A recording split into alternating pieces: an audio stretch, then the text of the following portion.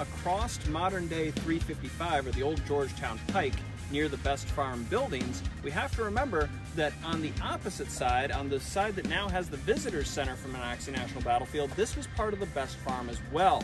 And Confederate forces would be pressing across these fields. In fact, just behind me here is the famous Monocacy Junction.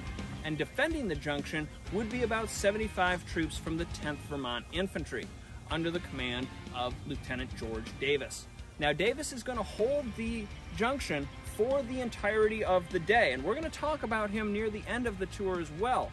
But we are going to have Confederate forces moving across the fields behind you, pushing towards the junction, but also below us here, along the very edges of the Monocacy River.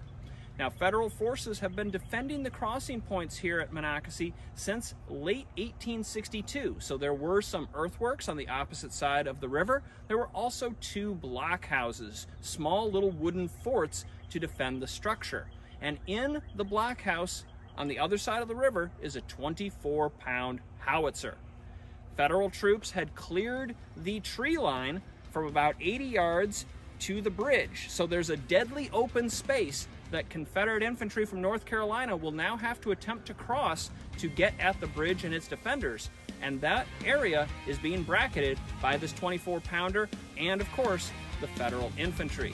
They are going to succeed in stymieing the Confederate advances on the junction directly for most of the morning and throughout a better part of the day. This defense would continue until the very end of the day as Federal forces continue to hold the iron railroad bridge of the Baltimore and Ohio Railroad till finally being pushed off the field. We'll touch more on that later.